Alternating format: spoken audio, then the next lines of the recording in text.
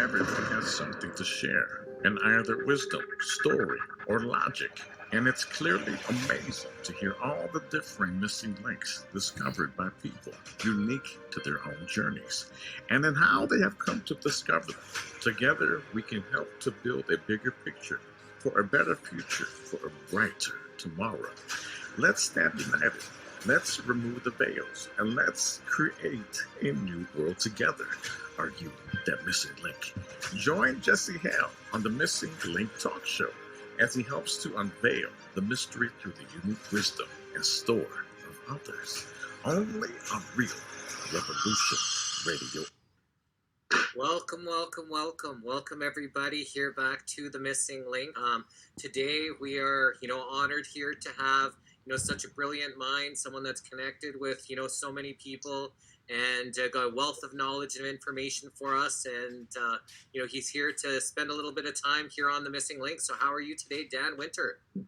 I'm happy to be here. You sound like you have lots of life force and fun questions. I'm happy to chat. Yes, I really enjoy doing this. I really enjoy, picking the brain of people, and what the link is love-inspiring new knowledge. And, that's kind of the acronym for the Missing Link. And, we're just trying to get as much knowledge through love as, possibly that we can, because to help humanity through this kind of crazy times we're in. So maybe you can tell us a little bit about yourself and, kind of your journey where we've got to here today. Well, thank you. Yes, many people know me at Dan Winter, fractalfield.com, therify.net, goldenmean.info. We have 30,000 followers on YouTube and similar on Facebook, and 300 films on YouTube. I've been teaching physics of consciousness and sacred geometry for over 30 years. That's why I look so young. And originally, I did psychophysiology, electrical engineering, graduate school, University of Detroit. Then I was systems analyst with IBM, and electrical engineer, ran a technical electric motor generator business in Buffalo, New York for 20 years, and then traveled the world teaching physics of consciousness and biofeedback. We have 5 biofeedback applications on the App Store, flameinmind.com, iThrive.com, and now we have a implosion technology, theimploder.com. We have a plasma technology doing rejuvenation commercially successfully in 25 countries, therify.net. This might sound like an ad, but it's really not. I'm here to share ideas about the nature of consciousness, and actually, we think we have some ideas about the electrical nature of love, for example, which is in your theme. We've been pretending to measure love for many years. Actually, we had something called a love tuner at one point, and our EKG heart measuring device, realheartcoherence.com, is very useful for measuring love between two couples. Feel free to ask me how that's done. Oh, that's amazing. And how is it done? Well, I'm credited in the medical literature for inventing the word heart coherence because I invented the mathematics to measure it. It's really quite simple. If you take a power spectrum of the EKG and someone's feeling love, you see a cascade of heart harmonics called heart coherence. I originally taught Heart Math Institute, for example, how to take their first EKG and how to do that spectral analysis. And then I discovered the actual measurement of coherence, realheartcoherence.com. Give you a short flavor here. If you say that I love you to someone, or if you say, will you marry me, for example, and if you're telling the truth, the measurement will show that your internal phase coherence of your heart, literally, your heart becomes a laser.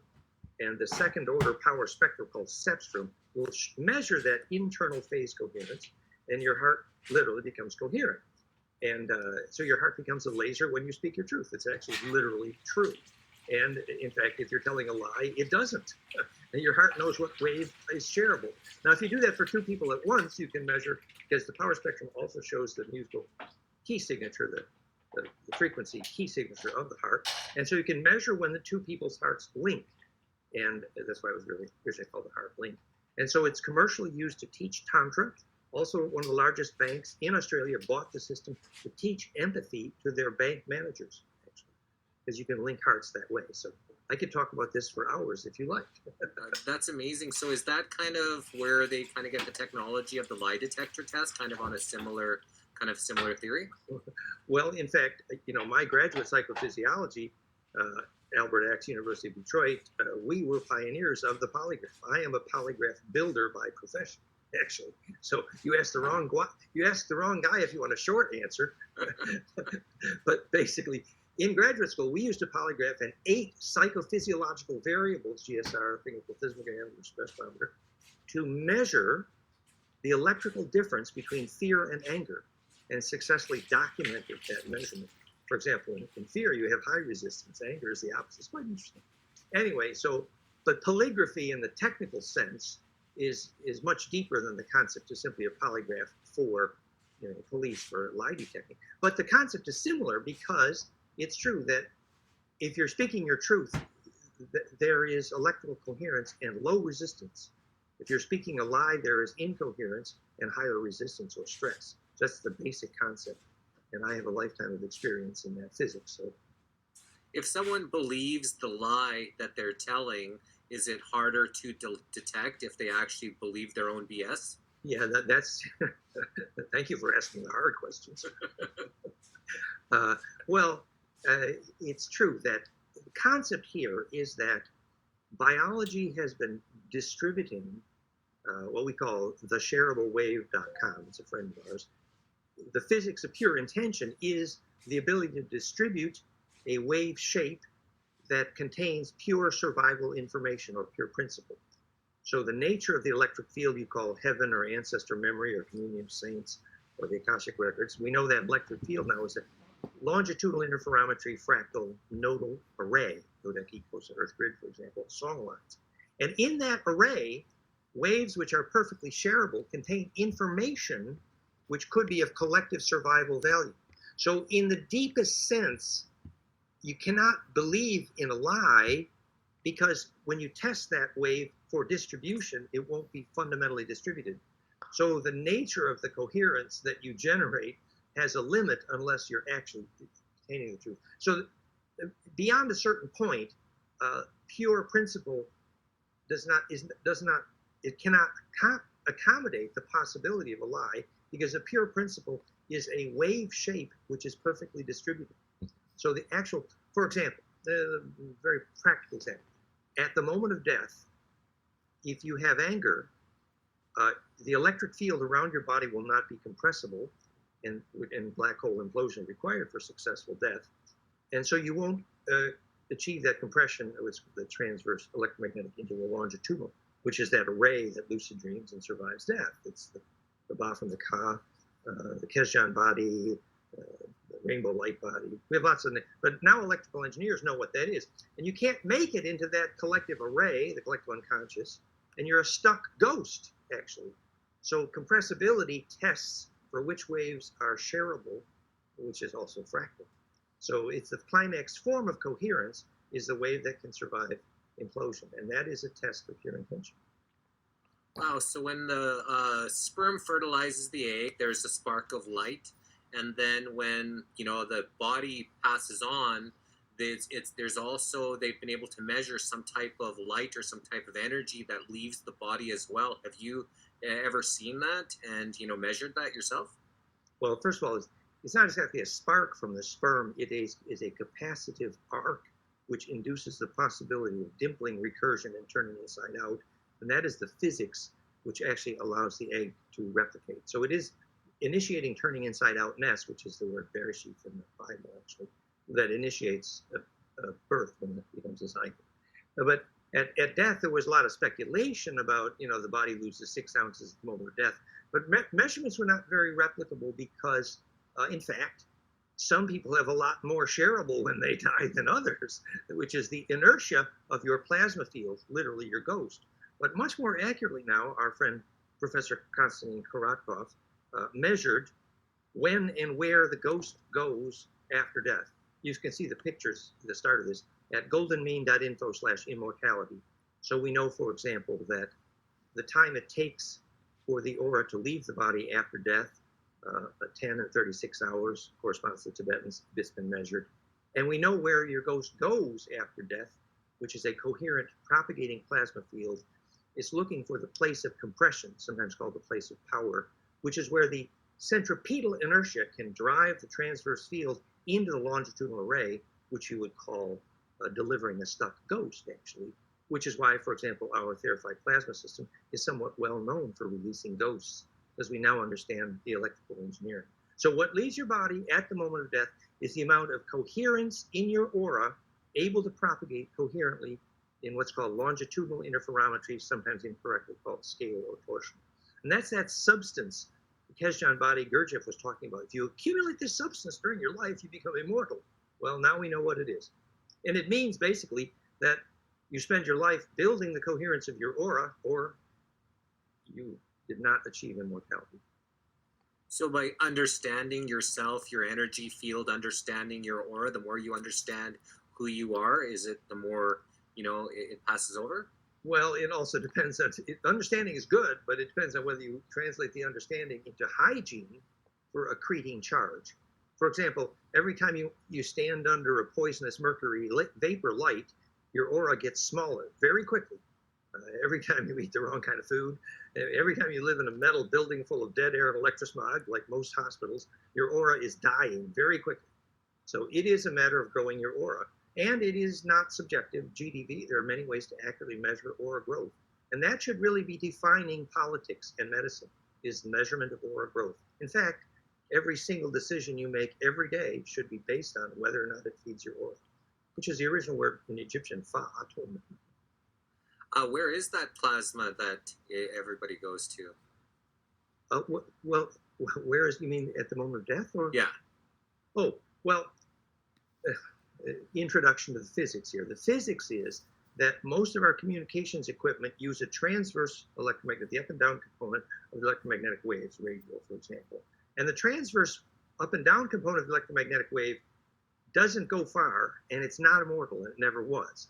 But when the transverse up and down magnetic wave compresses accurately down a vortex cone, the side view is a caduceus, then that compression can trigger a propagation of a longitudinal compressional wave, sometimes called scalar or torsional. And those longitudinal waves bounce only off the other centers of compression called the dodecaecosis sacred fractal earth grid, Australians, Aboriginals call them songline or dreaming track. And that coherent array, and it's about inhabiting the array, is the physics of the collective unconscious communion of saints and ancestor memory and Akashic records. For example, the commercial military quality telepathy of the Kozyrev mirror was only possible when you located by measurement a cross-point node on that array in nanoteslas. So would you be saying it's in the air, or is it in the ground? Like, is it all around us? Like, it touches everything? Well, the fundamental view of the universe here is quite simple. The universe sometimes is comprised of ether, which is actually a superfluid of compressible charge. And the rotation of that charge, inertia, is called mass, and the period is called time. So that is the superfluid of the universe, basically. But the nodes where that compression and rarefaction takes on the discipline of an array that then becomes inhabitable is, for example, the dodecaecosis sacred earth grid, the magnetic line cross points, which corresponds to the geometry of DNA, hydrogen, many things based on golden ratio. And so the place where that array becomes organized, visualize Jodie Foster getting into a dodecahedron in the movie Contact, and realizing that a really lucid dream is the same as you come back from a lucid dream with sand between your toes. So the array is the collective unconscious, actually. And the ability to embed in that array depends upon discipline. That's what the songline dreaming track is. And any indigenous person will tell you communication with that ancestor memory is the primary reason for living. Now, would the aura be frequency? Well, everything is frequency, so that doesn't say too much, does it? But the power spectrum now we've identified, if you take the frequency signature of the Schumann harmonics, which are golden ratio times Planck, called phase conjugate negentropy, the title of my book at fractalfield.com, and you see that those Schumann harmonics identify the alpha, beta, theta frequencies of bliss in a human that's achieving compression. enabling children, for example, to see without their eyes when they achieve that compression. So the physics is that the correct frequency signature enables compression and therefore fractality and therefore negentropy self-organization. And that frequency signature, named the origin of biologic negentropy, I discovered, and it is the Planck length and time, the musical key signature of the universe, multiplied by integer exponents of golden mean ratio, which identifies fractality in general. And you get 3 radii of hydrogen, Earth year, Venus year, galactic year, solar year, adenosine diphosphate. You get the exact only 2 frequencies motorizing photosynthesis, and you get the exact harmonics of the Schumann harmonics and the brainwave harmonics identified Bliss. It is the only path out of chaos. So we know exactly what frequencies it is. And when you build that into plasma, we're doing rejuvenation in 25 countries. Verified.net. Oh, so would you say that we are all electric beings? Well, you know, I'm an electrical engineer, and if the only tool you have is a hammer, everything looks like a nail. Oh, yes, absolutely. Now, it seems like they are attacking us electrically with all these different frequencies. Yeah, And, absolutely. you know, Yeah. it seems like, you know, a lot of people are getting sicker. You know, we've had, you know, accounts of possibly when, you know, the Spanish flu came out is when they came out with the radio frequencies, when, you know, the polio came out, when they came out with kind of the video frequencies, when they started off with this, you know, 5G, the first SARS came out. Like, so is these a direct correlation with direct when they're messing with, you know, kind of the Earth's frequencies, that people are going to feel sick from some of these different frequencies in the air? You know, one could guess whether the quote-unquote they in the bad guys here are evil or simply stupid, and I don't think we should argue about that. But the issue here is really simple. Until you know what causes life force, you cannot pick the frequency for anything. It's really quite simple. So here's the simple problem. You take the frequencies of the fluorescent lights that are killing your kids in your kids' classroom, and if you install sunlight, you measure a dramatic increase in attention span. Those frequencies of sunlight photosynthesis are called phase conjugate implosive. And they are centripetal, and that is the cause of attention. So once you know the frequency that causes attention and life, you can then start to build an electric field that doesn't kill you. Until then, every single time we switch on the Wi-Fi over here, I feel immediate waves of nausea, and I run, not walk, to go over and shut the damn thing off. Do you maybe put a Faraday cage or something around some of your boxes? Like, you know, knowing all of this stuff, do you do certain things to help protect yourself from the frequencies around us? There's all kinds of measures for electric hygiene, grounding. You know, ultimately, the universe consists of a Bliss field, which is Schumann harmonics, and Faraday cages are the opposite of the way to embed yourself in that bliss. So isolation is not always the solution. Occasionally, you can use it in small, but it's not the generalized solution. But grounding but basically, you know, when Luke Skywalker needed to become a Jedi, which means plasma projector, he didn't go to a metal building in an ugly city with dead air and electrosmog. No, he went into deep, deep nature, and that's a clue. So what are, you know, do you know about like Shungite and orgone and things like that? Are those things, can they help protect you? Like if you wore an orgone suit or, you know, even wear the orgone necklace, how much does that help protect your own, you know, energetic field from some of these negative impacts of these frequencies? The physics is that the Shungite is a super high dielectric, meaning efficient capacitance, meaning very good for imploding charge, for example. So Shungite is quite useful and interesting, actually.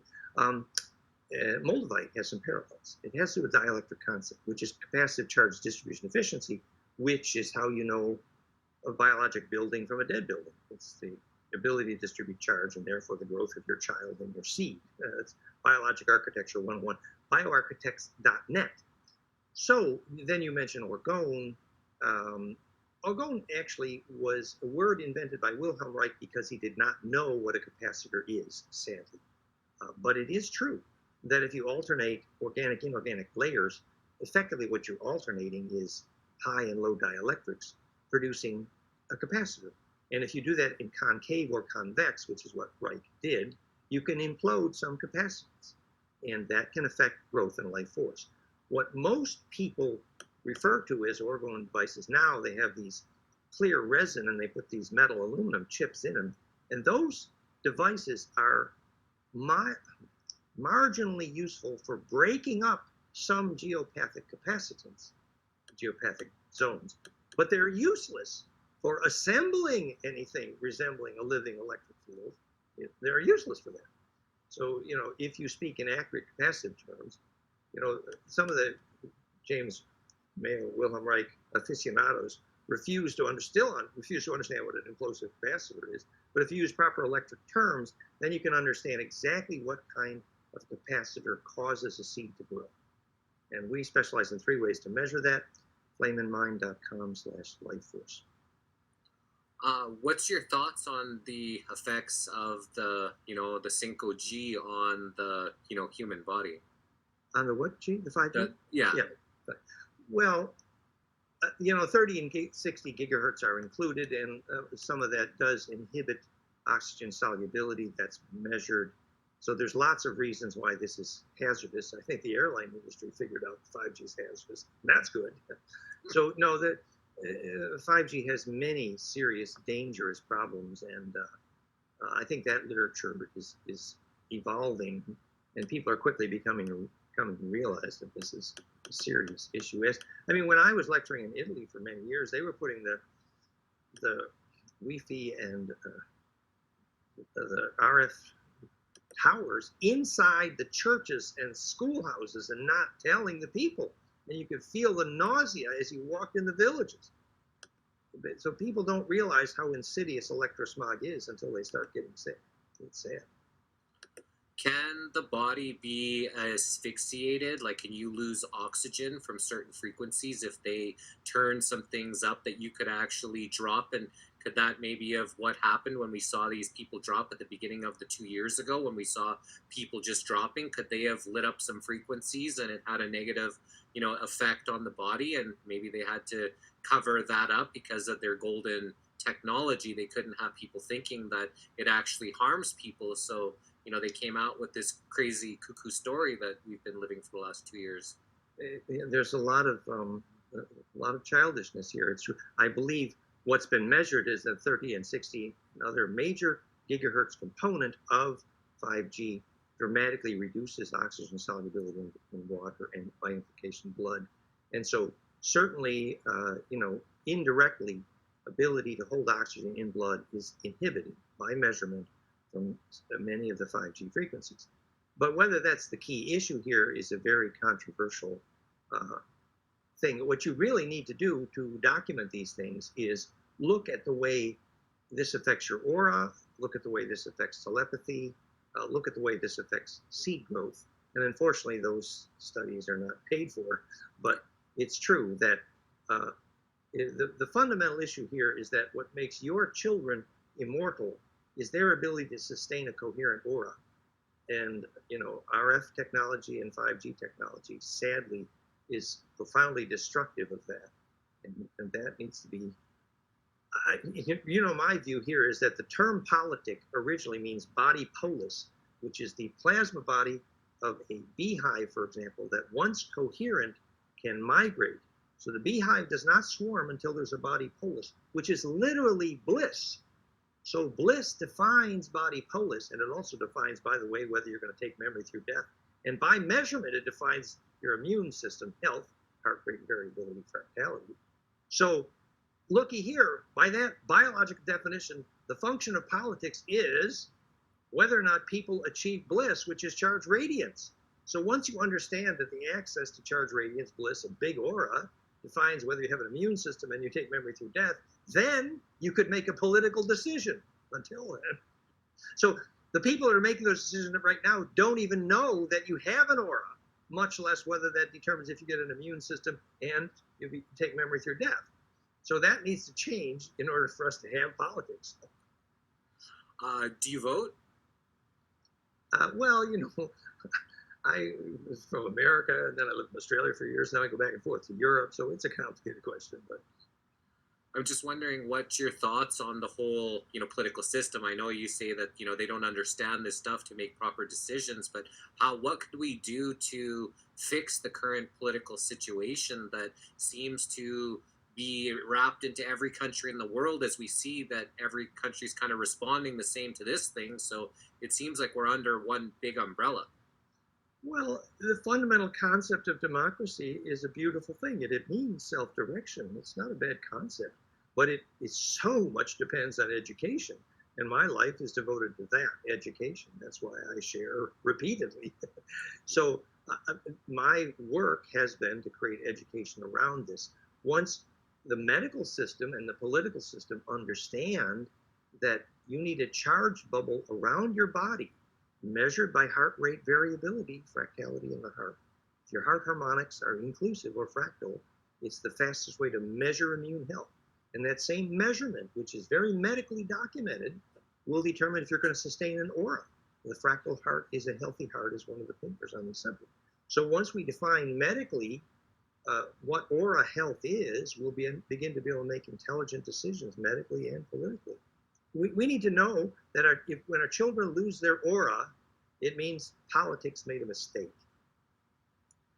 So do we need to change the healthcare industry to, pill popping for every type of, ailment that is out there, to kind of learn more about these frequencies and auras and vibrations to help us to help humanity as a whole?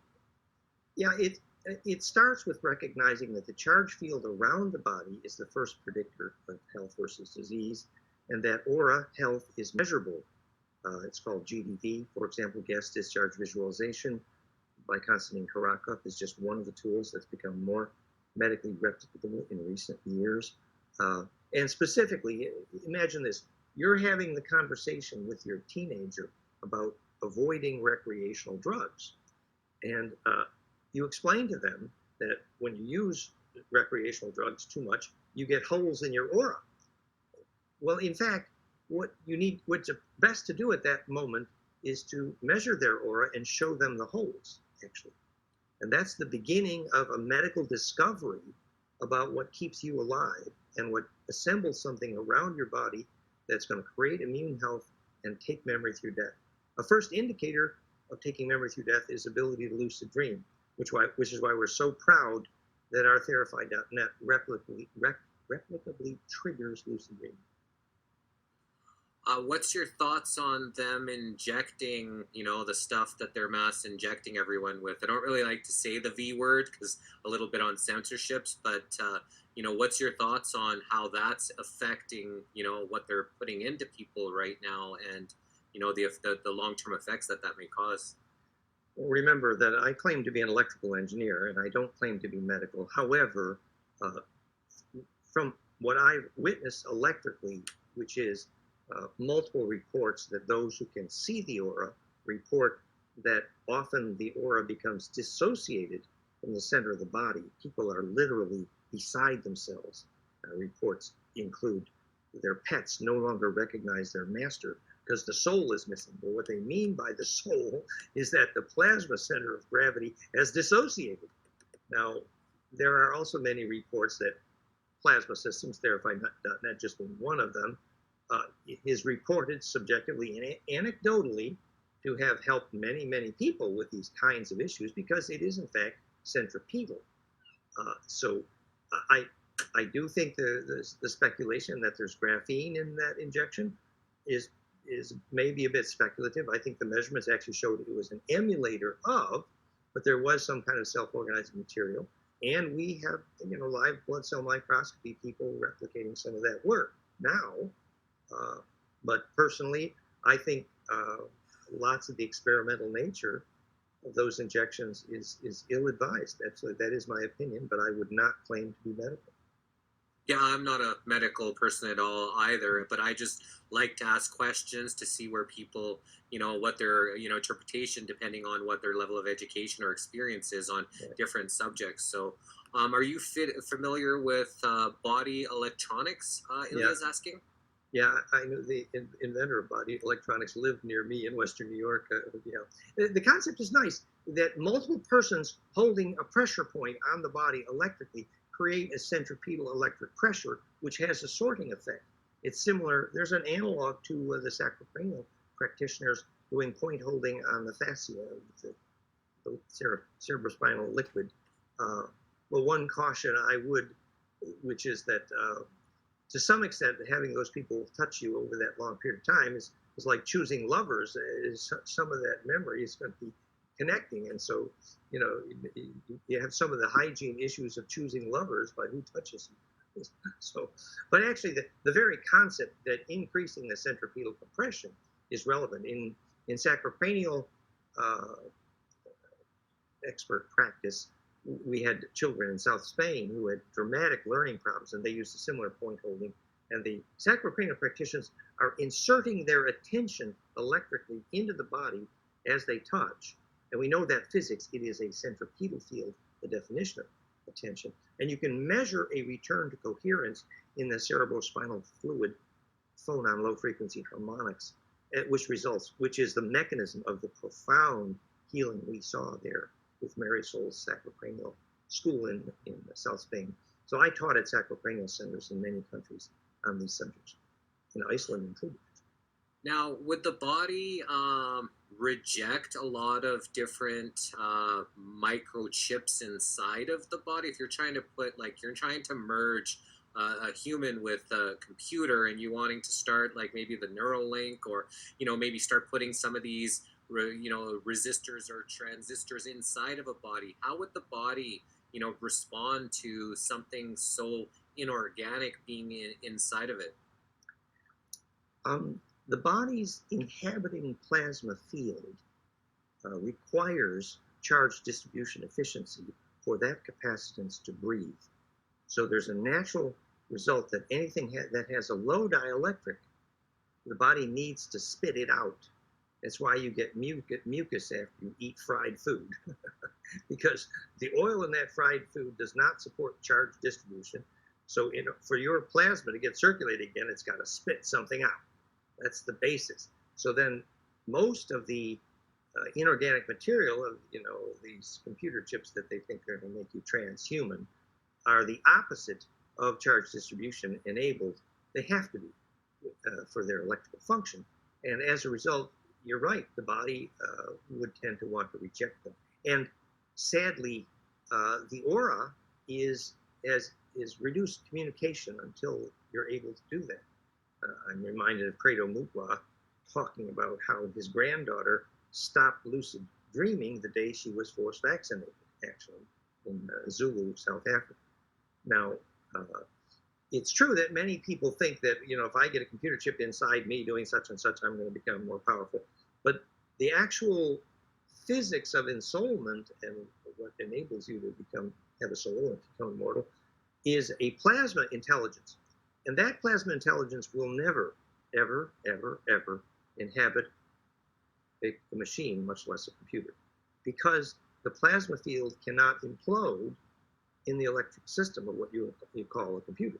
So a ghost will never, ever inhabit a machine. And until we know that, as a culture, we are going to be susceptible to very, very nasty AI parasites, which are a problem around the galaxy, not just this planet. So there was a discussion, I'm not sure if it was Harvard or it was the Pentagon, where someone was talking about that they wanted to turn off the God gene inside of terrorists because of, say, they were talking about Islamic fundamentalists that, want to go out and harm people because of their religion. So they were looking at ways to turn off that so-called, say, God gene, or that, religious, connection that they have, for them to not, want to harm others because of it. Do you know much about, that kind of studies, what they've done? And, is that something that they're currently doing with this new, thing that they're trying to put into everybody? I don't think I could comment specifically on God gene. I haven't studied, but what we have spent a lifetime teaching, we call it ending religion wars, goldenmean.info/ending religion wars. And our view is that once the true physics of spirituality is shared, which makes spirituality even deeper and more wonderful and more loving, the pure principles of physics, then religion wars quickly become obsolete because people understand. We even have a dictionary of Jesus physics that you take all of the spiritual traditions, 80% of which was useful in many countries, and you turn all of that into a beautiful physics, and religion wars are over because it's a perfectly shareable system based on pure principle, eliminating the childishness of miracle worship and personality worship. So that's one comment. It doesn't really address your question. So basically, we're all here connected in the same vibration. We're here connected as one. So we need to live more symbiotically and harmoniously with each other. And, that takes away from one, it is my religion's right, your religion's right. It takes away from that ego and trying to put your, indoctrination on others by, willing them to believe what you believe and telling them everybody else is wrong, where everybody is all really connected in this one beautiful plasmic field. That's basically right. It reminds me of the day I was standing in the checkout line in Santa Barbara BO Co-op. I took my shoes off. They felt hot. And just as I put my bare feet on the wood, person in front of me and in back of me in line at that moment decided they needed to initiate a conversation with me. I later realized the physics that touching ground made the connection you just spoke about. Yeah, that's amazing. So we've got here is from a friend of ours, John Joe, saying, what's your thoughts on geomagnetic web and the positioning of temples and pyramids upon these lines in global alignment that I think could raise the frequency of the earth and restore the 360-day year? Do you see how raising that ceiling by 481 feet doubled as the pliable surface larger wheels turn less? Well, I'd like to address at least the first half of that question. The fact that almost every ancient pyramid and sacred site, not to mention labyrinth, is located precisely on the dodecaecosa, Earth grid sacred site, which we now know is a longitudinal EMF array, had to do with many things, one of which was the original pyramid array was a global wireless power distribution grid that worked. Tesla didn't get it right, but the pyramid builders did. They were piezoelectric oscillators that compress a longitudinal array, and the distribution in that array is effective wireless power distribution. That's what the sacred dodecaecosal longitudinal nodes of the Earth grid are by definition. And so you're putting the piezo oscillator, the Schumann harmonics pump, that piezo pyramid is called the Hummer by the ancients in the book 2/3, David Myers, David Percy. It's a piezo Hummer. So that array physics is compressing charge to enable distribution charge in a perfected fractal longitudinal array. That's what's behind the physics of the location of those nodes. And you're mentioning dimensions there and frequencies. All of that is absolutely tunable to perfection by power spectra. Once you know my equation, Planck times Golden ratio, you can perfect the pyramid's implosion in that way. Okay, what about converting the body from plasma into crystalline format? A crystal array has an advantage of stability, but it doesn't have an advantage of distribution. So the universe uses a crystal array for a short time. The biology of your body is useful for the time it takes to build a plasma domain coherent enough to the point where it doesn't need a body anymore. And then that plasma array distributes, for example, when medical surgeons report their near-death experience, they were definitely out of their body. That's called plasma coherence. So, the liquid crystal array of your body is temporarily useful, but the long-term usefulness is the plasma itself. Plasma intelligence is what we must understand. Look up the 9 of the Galactic Federation by Elena Denon. It's Enki's Advanced Intelligent Plasma. So I suggest study how plasma gets intelligence, and you will have a clue for that immortality. Maybe about 25 years ago, I fought a bunch of gangsters protecting a girl, and I got stabbed 12 times. And on my journey to try to get help, I hit the ground. Everything was white light, and I fell down some stairs. Everything went pitch black, and I heard this voice say, you know, get up or you're gonna die, Jesse. It was very profound, and I got up and I walked myself to get some help, and finally I get to the hospital and I'm in the operating room, and I know they injected me some morphine. They were stitching up my head, and this doctor was sticking his finger into all my stab wounds, and then all of a sudden I left my body and I saw my body on the table look lifeless, and I saw a whole bunch of doctors and nurses around me. As I got smaller and smaller and smaller, I felt like I floated away, and then I don't remember anything afterwards. And I saw that. I saw my body on the table, and then I came back the next day, that night or whenever I came back, I woke up the next day, and I was in the room, and I'm like looking around, and the nurse says, "Wow, I'm so happy you're awake." And I said, "I need a cigarette." And at that time I still smoked cigarettes, and at the time one of the stab wounds punctured my lungs, so my lungs filled up with blood, and you know, I was on all these machines, and she said, you can't do that. You got all these machines. And she goes, that's not going to be good for you. You know, I'm not exactly sure. She said, you're going to die or something. And I said, look, lady, if you knew what I just went through, and I'm still here, I don't think I'm going to die. But what do you think that was when I left my body and I saw my body on the table? I think it's wonderful that you remember part of that experience. I congratulate you.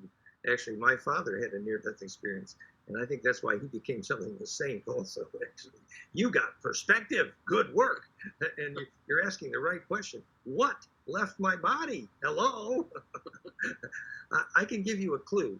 When the children who are seeing without their eyes, having entered trance and bliss, and they're blindfolded, and you ask them, because they can see perfectly, they can play Rubik's Cube and coloring books. You ask them, how are you seeing? They're saying, I'm looking through a vortex tube inside my head, literally a plasma tornado that makes an eyeball. So we got some idea of exactly what left your body. And we would have a guess, for example, that when you were looking at your body from outside your body, you were not doing it from inside a metal box, because that plasma donut that was you when you were outside your body would be destroyed in an aluminum box. Hello? So there's some physics here for what enables you to leave your body. It's coherence in that plasma donut. There's also something wonderful in your story, which is there were some guides who cared enough about you to show up and be your guardian angel and be that voice at that moment. So it'd be very appropriate for you to ask, who were my guides at that moment, and recognize your lineage. That's a beautiful story. You should tell your grandchildren. Absolutely. Draw pictures.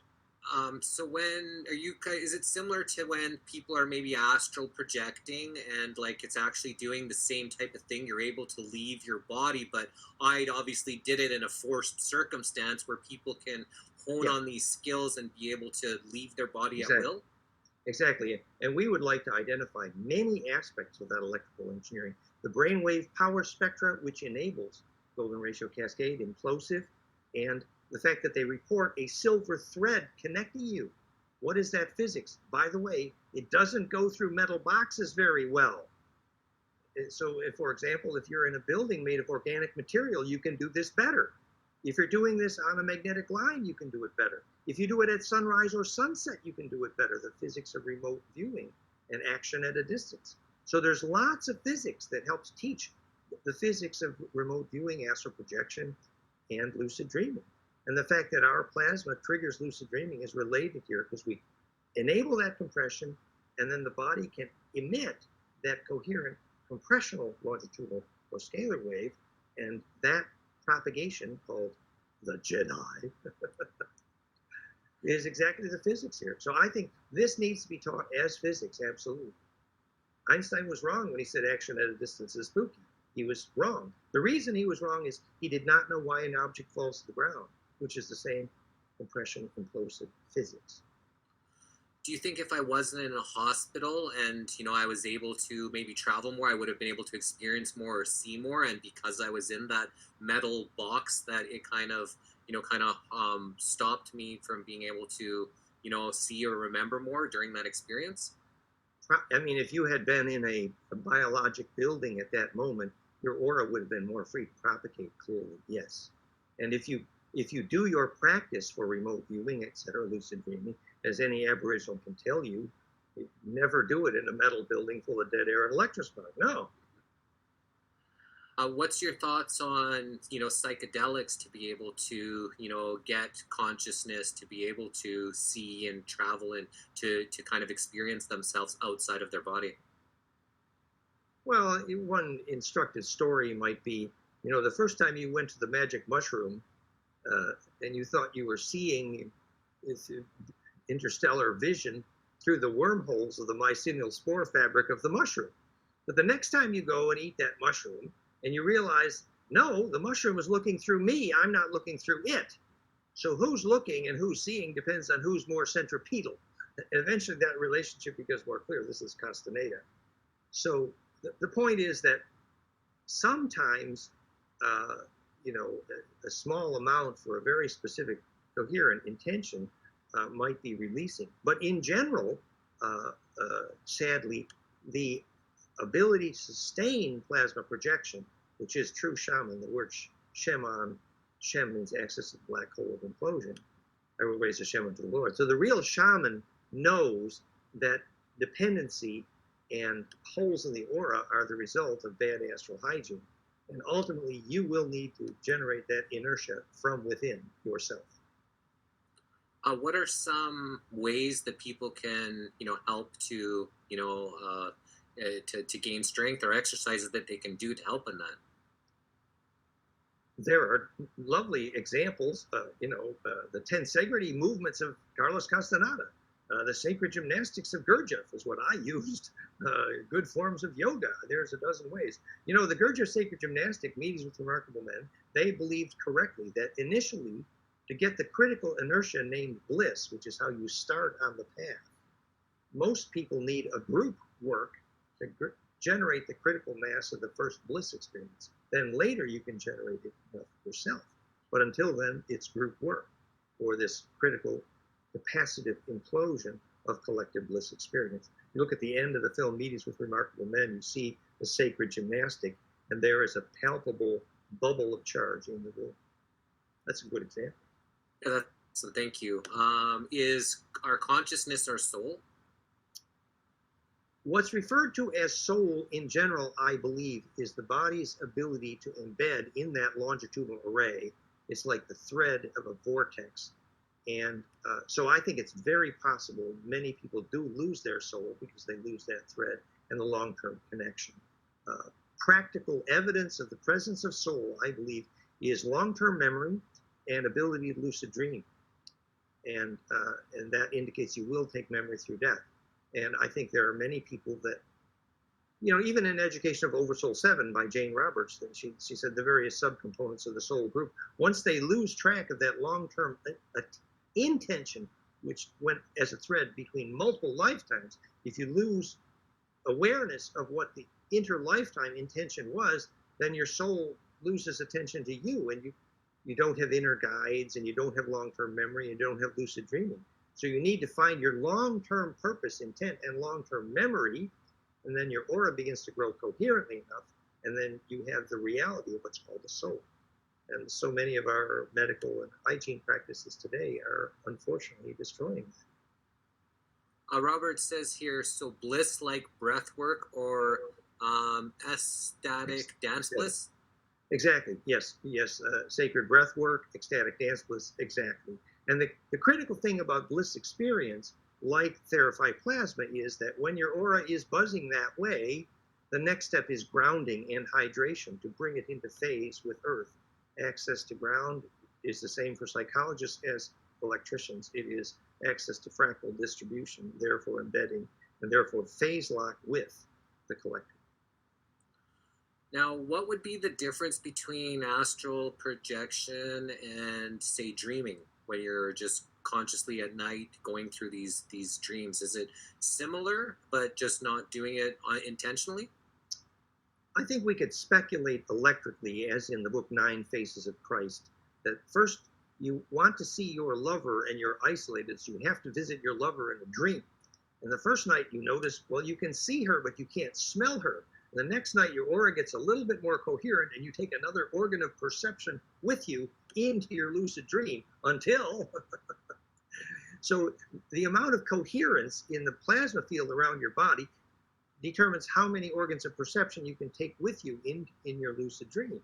And that is an indication of that evolution into what he calls ensoulment, actually. So we have many names for this process: astral travel, remote viewing, lucid dreaming, near-death experience, but it's all referring to the same physics, and that is the ability of the coherence of your aura as a plasma bubble to propagate.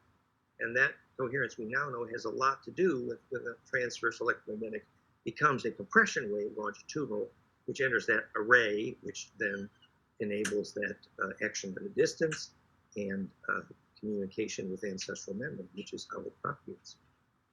So what's your thoughts on time travel, going back in the past, or going into the future? Is there any physics that could kind of say that that's actually possible? That is a useful and possibly slightly complicated question. First of all, with respect to conventional physics, it's important to understand that time-space is not bent. Einstein was actually wrong. What's happening is that the only definition of time is the period of the rotation of charge, as the only definition of mass is the inertia of rotating charge. So as you're affecting the rate of rotation, for example, by acceleration, we call that changing time, but it's actually the spin rate that defines time. So you begin to understand a little bit about what time is, which is simply spin rate. Now, keeping that in mind, think about the first measurement of time reversal in physics. They took two lasers, four-wave mixing, phase conjugate optics, phase conjugate mirror, which is also how you can communicate with ancestors, and they measured time. They called it time reversal, and they measured negentropy. So this is close to my heart. My book is entitled Origin of Negentropy. They measured self-organization in the implosion that happened between two lasers meeting in a super dielectric.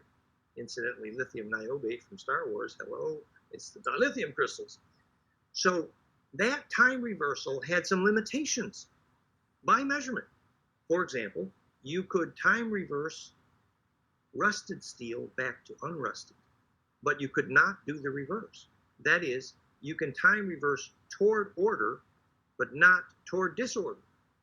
So in early conventional measurements in our physics, time reversal meant return to order only, negentropy only.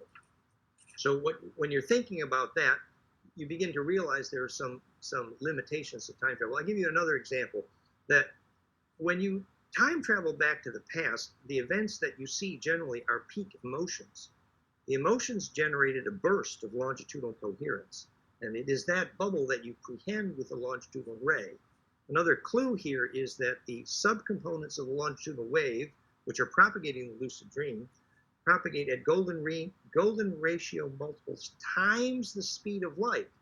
By measurement, Professor Raymond Chow, the dominant measurements made of faster than light speeds center around 1.618 golden ratio times the speed of light, which is proof, the smoking gun of my theory of gravity.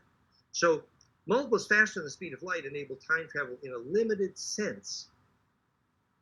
There's all kinds of possibilities of collision if you encounter yourself moving back on yourself.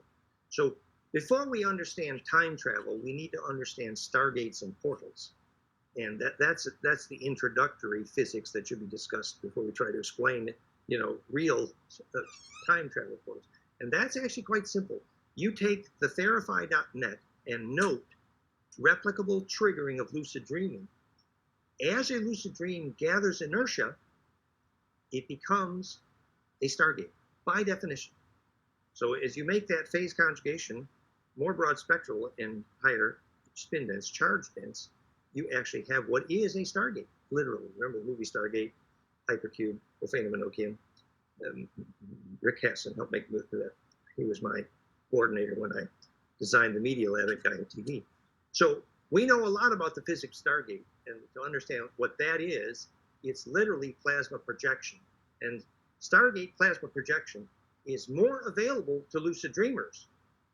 So again, step one is get a coherent aura. Did you hear about the possibility that Iraq was invaded because Saddam possessed an actual Stargate? And is there any plausibility of that? Time reverse technologies have been sought after by every military. It's obvious. And, the Anunnaki had variations of the theme, which is what is the story of Iraq. Actually, its true name for Iraq, by the way, is U-R-U-Q, Uruk. And if you know what Uru means, then you have a clue. It means ancient Draco dragon blood, actually, as in Uru Asaela. So when you know what the name Iraq means, you get some. And the Dracos they had, and the Anunnaki story is parallel. I recommend Elena Denon on this. But briefly, when the Anunnaki, and they were mostly parasitic, as Anki will admit, arrived, their main issue on arrival, it's all over the Sumerian tablets, was simple.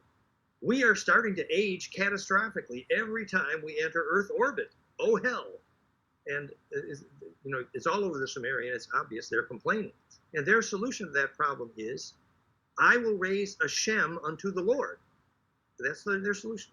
And the Shem was mistranslated in the Bible. I will raise an altar unto the Lord. No, the Shem means access to a black hole. When they raised the Shem unto the Lord, they were making a time reverse field to prevent aging. That was the function of raising a Shem unto the Lord. And the logo for that, the light bulb on the side of the pyramid, is the logo for Therify.net for that reason, because we do age reversal. We do time reversal by the physics. And so, the remnants of that technology are planet-wide, of course. But the military doesn't need to raid the museums in Uruk to find it. They need to learn some physics. We actually almost had Elena Denon last week on The Missing Link here, except for she became ill. So we're going to reschedule her to be able to talk to her about some experiences. So it's neat that you brought her up. I think that my interview with her on February 2, I will be explaining the physics of the plasma projection enabling the ET craft propulsion. That's amazing. So Ilya has got a question. How is 0 ohms resistance accomplished by a person? It's a nice question, actually. Zero resistance is exactly an identifier for bliss, because another way to put that story is, I guess I told this the other day, it's getting boring. But when I first got interested in psychophysiology, it's because I realized that when you show a college student Playboy magazine, the resistance between their fingers goes to 0, GSR. So zero resistance is actually a name for perfected charge collapse, superconductivity in fullerenes, for example. So approaching zero resistance is a good title for a book about human bliss. The reason a column of fullerene dodecacarbon is a superconductor is it's a columnated waveguide precisely tuned to the wave canal dimensions of the electron itself. So there are many ways in which the body can become a superconductor, broad spectral superconductor during human bliss process. It's not just the movie Powder. Dannion Brinkley, it was lightning. That was, how many near-death experiences and how many books? And after the near-death experience and lightning, everybody he touched, he got a flash of every emotion, key emotion of their lives. That's a superconductor. Right after lightning, similar to Kundalini, incidentally. Wow, that's amazing. My girlfriend and even my girlfriend's mom is very static. They've got electrical charges, and a nickname I have for her is Sparky, because she definitely sparks me a lot. Her mom did that a lot, that she needed to actually ground herself before touching anybody, because that electrical energy flows through them very, very strongly. I recommend a cabin in the woods, and they'll become psychokinetic. Huh. Here's something from Robert Evans. He says, what about the idea some people are experiencing more time than other people, like Jason Estes saying that we experience 4,300 data points per hour. Data being a measurement of time, he said that we were experiencing 3 data points per hour at the beginning of 2019, but also that some people experience way more data than the normal collective baseline based off how activated and connected their fields are. Remember that time is a name for spin rate, nothing else. And spin rate is sample rate.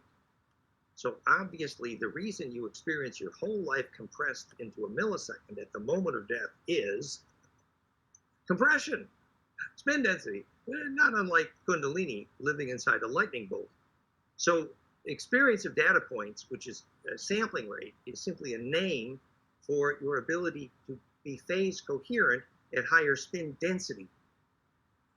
In practical terms, it means that during Kundalini bliss, which absolutely feels like a lightning bolt, if you think an unshareable thought, something that's not pure principle, you experience heat. That's why guns will melt during the rapture. It's a charge compression physics. Do you still support the work of Heart Math Institute around coherence? Oh, it's my favorite thing to pick on Roland McCready there, because you know, he flew me to California twice to teach him how to take an EKG, and then to teach how the power spectrum, and then he screwed up the meaning of coherence.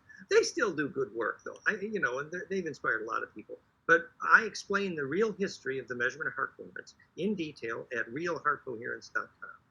And the core issue there is when you call breathing at one frequency heart coherence, as they do, it's a profound mistake.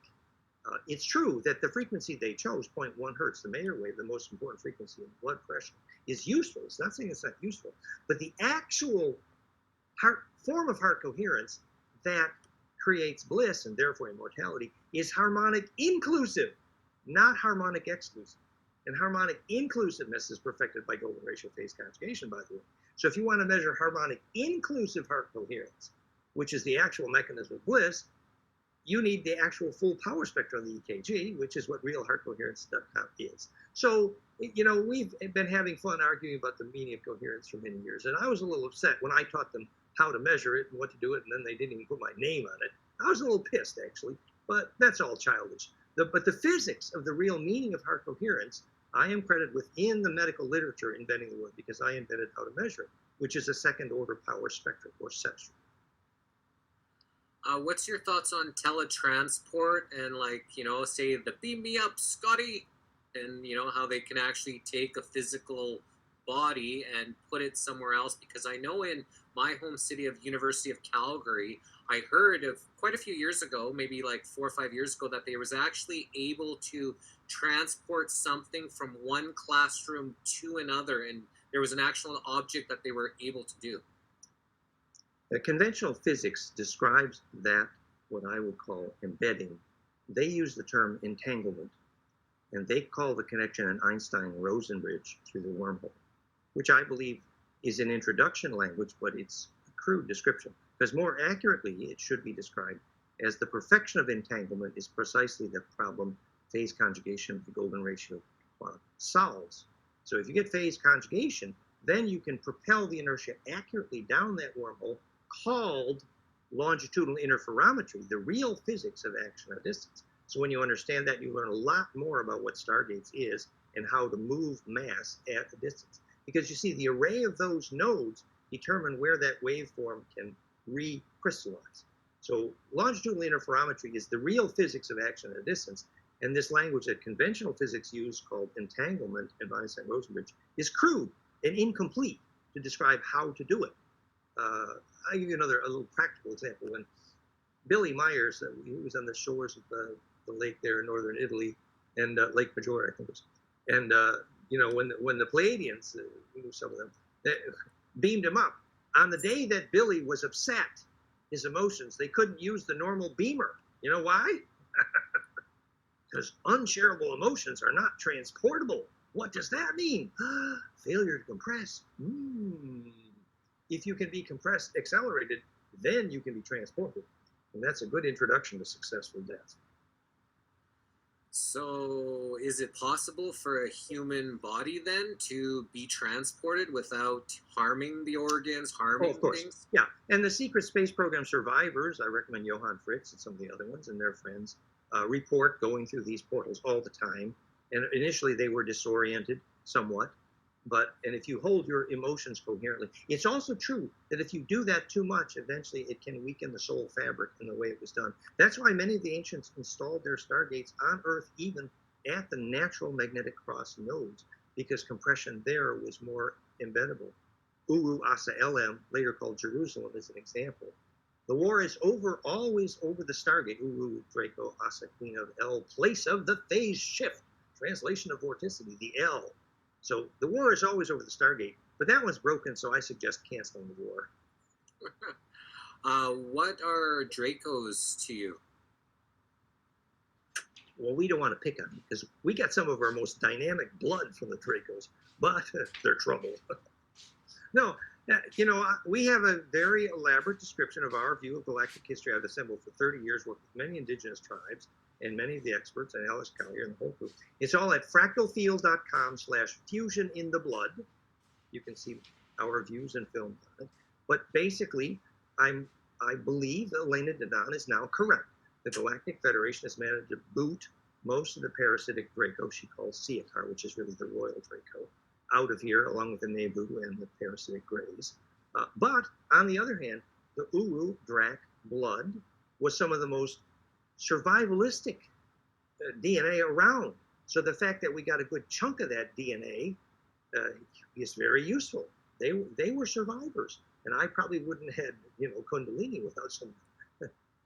So the fact that we're a crossbreed has interesting consequences, and so the Dracos are a fearsome parasite. I recommend studying Johann Fritz on this. There's 2 interviews on my YouTube channel, youtube.com/DanWinterFractalField. But he actually met the White Queen of the Draco personally. And there's not many humans who can tell that story and still live. Here's a good question from a New Intelligence. Could someone intentionally occupy another's body upon death without consent? There are lots of astral hygiene nightmares out there. Some of them right here at Rennes-le-Chateau, actually. There were lots of ways to take over a recently dead body and use it to bribe the spirit world, and it can be nasty and messy, and it's very necessary to use astral hygiene well. And that's why the ancient tribal people, they had a very severe circle of shaman and ancestors to protect the birth-death process, so that we didn't have astral hygiene problem. The physics is quite simple. What you call the inhabiting soul is actually a plasma bubble, and when that embeds in the body, it can in effect occupy. And there were ways to remove the soul and eat them. That's real. That's physics, because it's a plasma body, and we need to begin to understand that physics very soon. So are there dark entities then can go into, if you're opened up through different things, to be able to come into your body and take over who you are, and you're just living in this shell, or do they actually replace you and now your soul is gone? The Andromedans report that the Draco learned how to do that within seconds. They give examples. I won't mention Rupert Sheldrake here, but the very simple, practical way to think about this: when you walk into most any bar room, and a clairvoyant would see clouds and clouds of astral parasites jumping in and out of people, a real astral mess. The reason that those astral parasites are so active in that bar room is because the alcohol is making everyone's aura very porous and very susceptible. Also, depression immediately makes your aura susceptible. So astral hygiene is a deep and important, not simple subject, and it's critical that people study it. I was experienced someone who, when they got very, very high and on lots of liquor, lots of drugs, that it seemed like something took over them and they were somebody else. And I would literally say, "Hello, cuckoo, like, are you still in there?" And it's like they were like possessed. And I've seen that. That's the closest I've seen to any kind of dark or negative spirit or energy. I've never seen anything like that, but when I seen it, looked like something took over her body. And that's what shaman are able to do. They're able to speak to the inhabiting plasma domain and convince them to leave. And that's an elaborate and important skill in itself. Multidimensional cellular healing was one where they would use muscle twitches to talk to inhabiting entities. But that kind of shamanic work is advanced work and requires a really good skill for understanding how plasma entities invade the body. But the basics are, keep your family coherent and avoid places where all these astral parasites multiply. Actually, unfortunately, even some churches are havens for astral parasites, because people don't realize that they go to church and have their aura eaten sometimes, and because they don't understand that their aura needs to be conserved and not eaten. Wow. And is that why so much negative things potentially happen through these churches, and so much we see more and more that this is happening from, you know, stories people have been telling of what this church has done to them? I mean, the concept of a bliss temple is useful. The original concept of the church, C-H-U-R-C-H, C-H, black hole, Ur, Draco, C-H, Draco, black hole. Well, it means actually ancient dragon blood. So, but the ability to make a charged black hole, and therefore implosive compression, can create sacred space and can help trigger bliss. Unfortunately, people who don't know what to do with the bliss in their own aura, they actually seek parasites. Wow. So when churches used to have these big elaborate organs and they'd be playing this music, would that be like cleaning the air through the vibrations and the sounds and the frequencies, and it was actually healing to be in these places with these big organs playing? I spent the first 30 years of my life pretty much as a church organist, so I might have a prejudice here. Very Catholic, by the way. But no, it's true that a well-tuned church and a really blissful organ can be a fabulously wonderful thing, inducing group bliss. I'm not saying that churches in general are parasitic, but I'm saying that they can evolve that way unless people understand that their collective bliss needs to go directly to, as my partner would say, the divine one intelligence, which is inhabited through the sun, actually. And so the communion with, the supreme intelligence by absolute centering and not being distracted by parasites is a complicated astral hygiene subject. But the use of music in the organist can be absolutely blissful, for sure. I did that for years. I loved it. Being, growing up Roman Catholic, and, they say right now that all roads lead to Rome for, some of this stuff that's going on Earth here, some of these dark rulers and stuff. What's your thoughts on, the Roman Catholic Church and just us coming from, a Roman descent? Yeah, well, the original Christ impulse is a byproduct of the Thoth line. Magdalene was a descendant of Thoth and Hudi. And that's what the Black Madonna story is, which was indirectly part of a Syrian experiment, which now relates to what Anton Parks called Kadistu, which Elena Dadon calls now the 9 Atum Enki. That was a high-intention seeding process, and the Christ impulse was real through that. And it was a descendant of the royal Egyptian, actually. So the root of that impulse was, I think, a fairly beautiful thing. Sadly, rather quickly, the church became one of the biggest parasites on the planet. The number of people women murdered during the Inquisition, there is no possible apology. And the pedophilia problem relates directly to failure to understand the purpose of sexual energy and the role of sexual energy in creating bliss and misusing, celibacy. So there's incredible amount of childish stupidity there. And as I think was the Andromeda said, about 500 years ago, religion became pretty much obsolete on this planet. It could make some useful hygiene suggestions for a time, but once the science is teachable, then the rest of religion becomes just a parasite. So once you can teach the physics of bliss, then all that personality and miracle worship is not just childish, it's poison. Wow, so here's a question from a new intelligence. How is Yeshua's consciousness collective, Christ consciousness? Well, the principle of Christos is the principle of crystallization in general. And the principle of crystallization in general is how a wave becomes shareable. And that represented a very high interstellar intelligence at that time. If we're right that the Egyptian royalty, House of the Messiah, became the Essene righteous priest, which is basically Moses, Aaron, descended directly from Akhenaten, then that bloodline became the Essenes and the Cathars. So the impulse behind that was a clear intention, which we now call Kadistu, from which we get our word Christ, Kiristu, and Caduceus, meaning faith's conjugation, is a very advanced plasma intelligence. Elena calls the nine, Andrea Buhart, my friend, called it the nine, Atun, which relates to what Akhenaten called sun god, recognizing the plasma intelligence of the sun, which is incredible.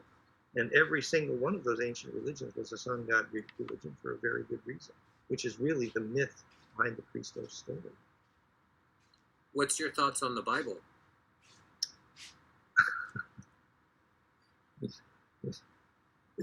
You know, my equation for a golden spiral self-organized on a self-organizing torus, and then I took the shadows indexed by Tetra 7 spin and produced the Hebrew and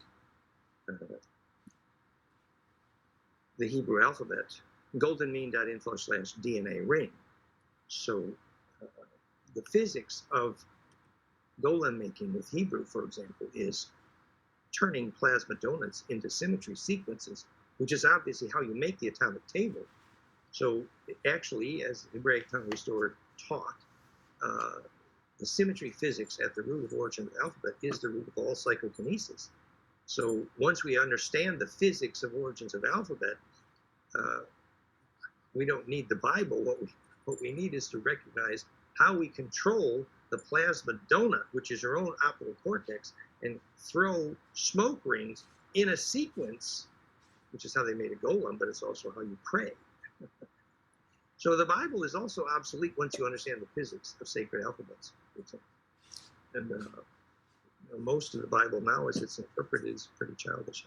But Hebraic Tongue Restored, Faber d'Olivet, which is how I started, is very useful. The first word of Genesis, Bereshit, at first, in principle, the origin of thingness, he retranslated the physics of the first word of Genesis based on the physics of the shape of the waveform of the letter of the cells, and later realized that the bait is the outside view, and the sheet, the H, the K is the last letter. That's just a sequence of steps to turn inside out on the surface of the torus, which is the physics of the origin of thingness, the origin of creation. And that symmetry physics is the word Bereshit, which is the first word of Genesis. So what's your thoughts on our manifestation abilities as a person to be able to manifest things? Well, people discover that they can persuade waves to converge when they discover pure intention, ultimately. Because, you know, you're walking by a mountain. The mountain decides whether to give you its plasma or not. And the mountain decides if to give you its plasma based on whether that plasma believes that you will help make its memories immortal. So if you're walking by a mountain and you have pure intention, literally a shareable wave, then the plasma from that mountain loves to jump onto your body. Then you have the privilege of steering that into the compression called making matter out of light. So it is about pure intention. It's about discovering which waves are shareable.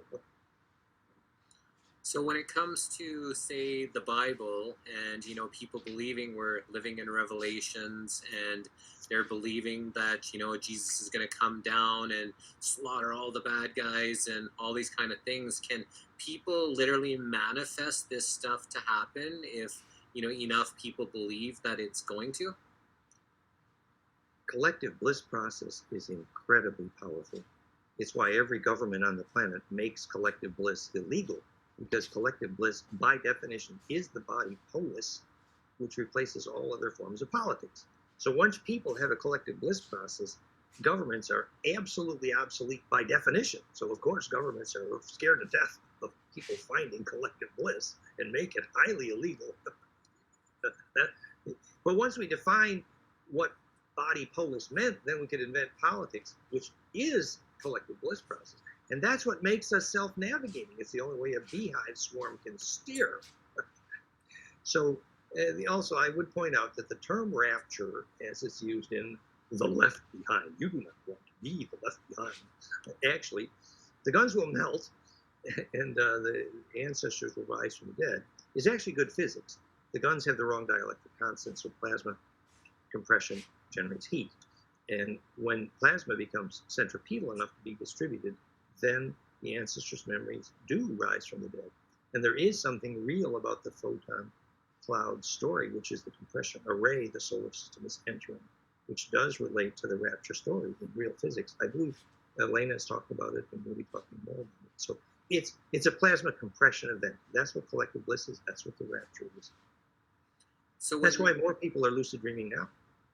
So when there's people out there, you know, trying to do group meditations, collective meditations, pray for the earth, meditate for the earth, you got, you know, the million monks that are out there praying. So this is, they got it right. Like this is what people should be doing, is joining their consciousness together to be able to attain more bliss and more peace and harmony in this universe. Oh yeah. Oh, I mean, you know, the TM people, Maharishi did get that much right. You get 1% of a city meditating, the crime rates dramatically affected. You get 1 million children singing the same song at the same moment, and the solar flare reductions were measured 11 times. So collective centripetal force is absolutely what we need for sure.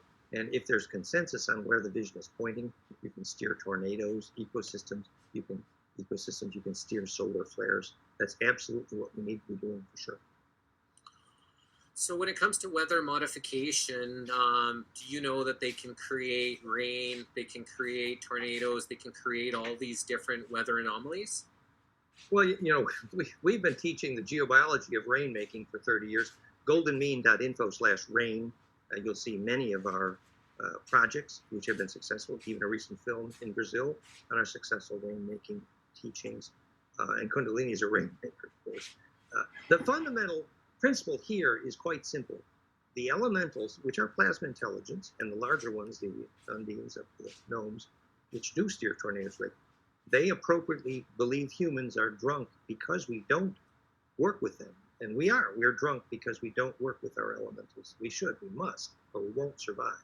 And so we deserve tornadoes that are not steered until we recognize and talk to plasma intelligence. That's biofeedback. Our tornadoes will be unsteered until we know how to talk to plasma intelligence. And we have steered tornadoes many times. I mean, Ophanim Enochian rituals are just one example. So if we have this intelligence and then we have the ability to, say, make rain and all these things, why aren't we doing that when it comes to severe droughts or when it comes to these mass forest fires that, you know, are seem to ravaging everywhere? If we were able to create rain, you know, in like a healthy way without chemically inducing and poisoning everything, which seems to be sometimes what's coming down. Why aren't we doing these things to like kind of help Mother Nature out a little bit? That's exactly why we're here, teaching the kids. I started with rolling thunder tickling the belly of a black beetle, which I learned later was fractal wiring. But I had recognized that my Kundalini was rainmaking from the days of memory, having some flashbacks to Tutankhamun, actually. But what seeds rain is the principal Christos, which is permission to touch. So once you know why anything is centripetal, you can recognize why everything's centripetal. Physics doesn't know why anything's centripetal, so that's a problem. But a child focusing into a cloud, standing barefoot in the mud and happy, can put a hole in a cloud every time. And we need to teach the physics urgently for how that works, which they made a centripetal capacitance, which gave permission to those water vapor molecules to touch, called Christos. And they formed a droplet. And that's the physics of rainmaking, actually, is permission to touch. That's why labyrinths and stone circles, and that's why it's urgent that we recognize geobiology and collective plasma intelligence. And the geobiology part of this is at goldenmean.info/geobiology. The labyrinth making, always at a magnetic cross, is at goldenmean.info/labyrinth. And you'll see that the 7-color map of the torus projected on flatland is a 7-circuit Minoan labyrinth, which is a powerful rainmaker because it's centripetal. So now when you see these planes spraying these chemicals through the sky, and, you know, we can know the difference between, you know, the actual contrail, which kind of dissipates quickly behind, and then chemtrails, which they got these big giant clouds that seem to come over and, you know, force into clouds and stuff like that.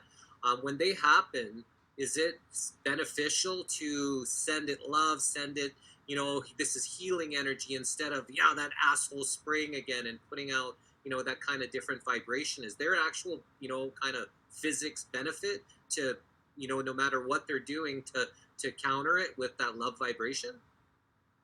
Well, sometimes you walk on water, sometimes you take a bridge. The reason why they put aluminum in jet fuel exhaust, there was an excuse for it aside from radar interference.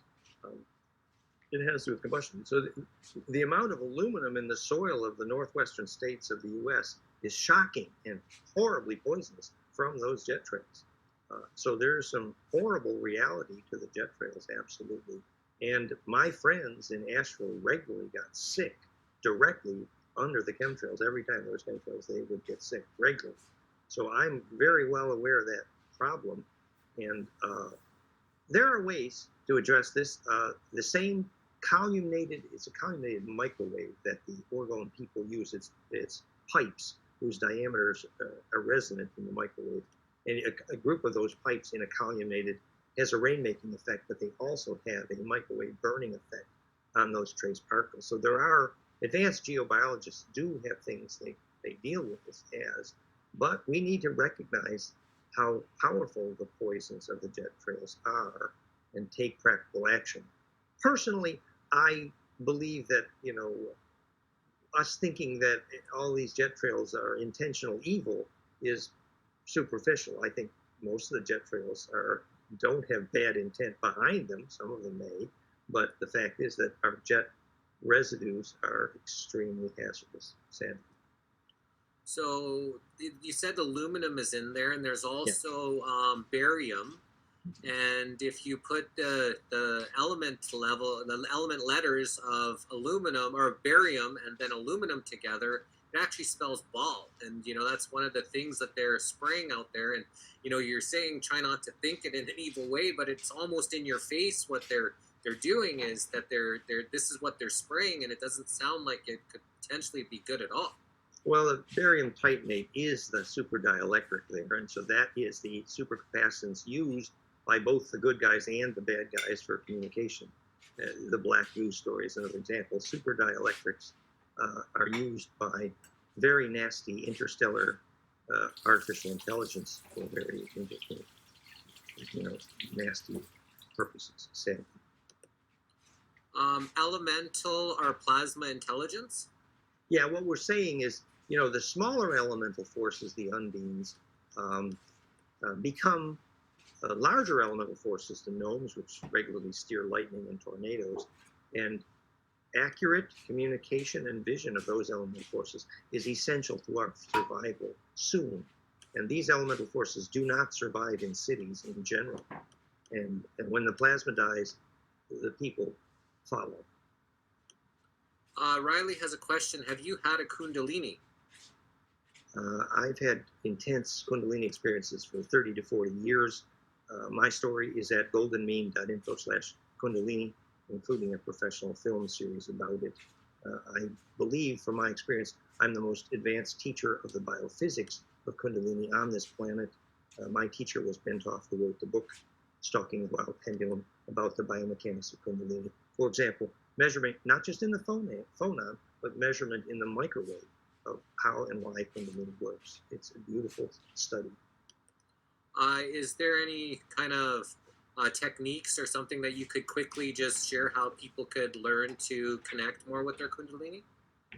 Well, as the sacrocranial pump becomes phase coherent, that's the primary mechanism, as Upledger's school in Florida documented. If your spine liquid is pumping, it's clinically impossible to be depressed. That spine liquid pump climax event is the feeding of the microwave, which comes from the tailbone, actually. The sperm actually contributes some of the UV coherence.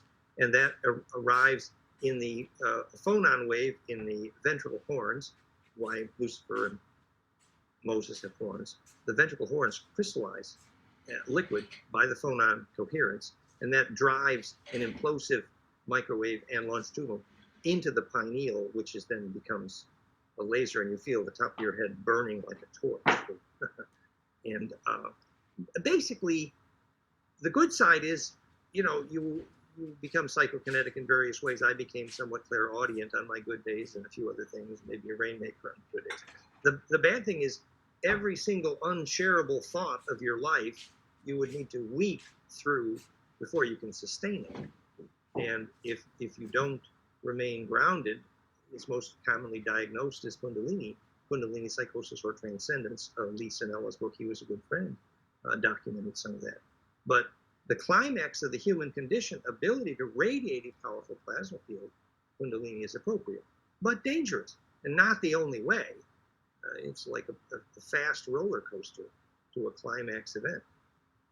Is the dangerous part of it why a lot of people that are very religious would say that Kundalini is evil and you shouldn't be doing that and staying away? Is it because of the dangerous, or well, what would be their reasoning behind, not wanting to connect with it?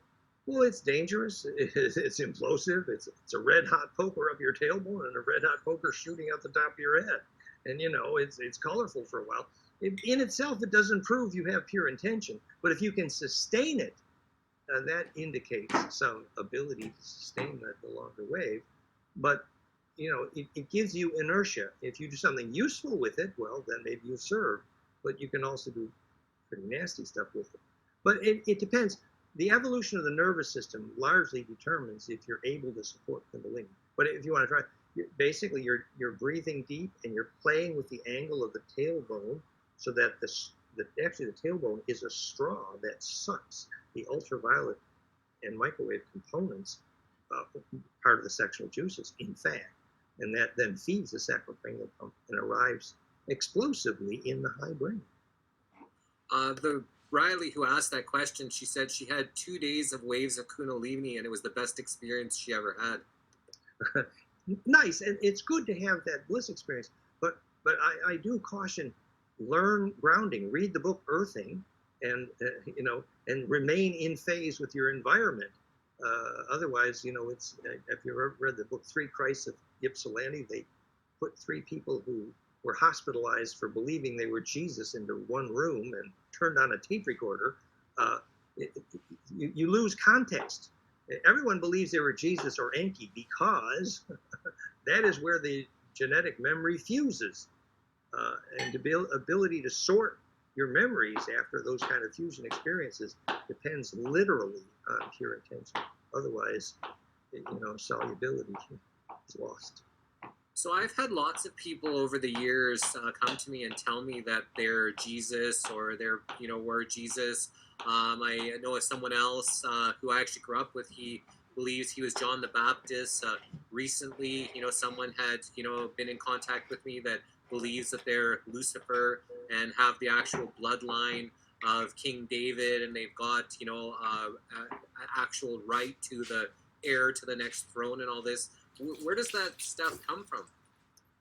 Well, the closer you get to actual bliss, the closer you get to the plasma core of all collective genetic memory. I give you the example. After I had 30 years of Kundalini, I wrote a book on Enki, goldenmean.info/Enki. And then Zachariah Sitchin accessed a little bliss, and he wrote a book on Enki. And then Anton Parks had intense Kundalini experience, and he wrote a bunch of books on Enki. Well, this is a main root branch point of collective genetic memory in the plasma. So the closer your lightning gets to the core of all genetic memory, the more you identify in bed. And of course, that's a core root branch of collective genetic memory. So, I don't say, I was Enki or I was too. No, but you get close enough to embed in a core fragment of that collective genetic memory, and it's useful if you can put enough of that memory into context to serve.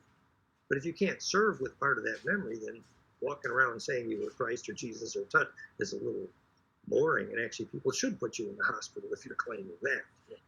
So we've had on the Missing Link here Rick Jewers a couple times. The last time he was on, he was saying that he was here as Jesus 2,000 years ago. So that's, his thought process.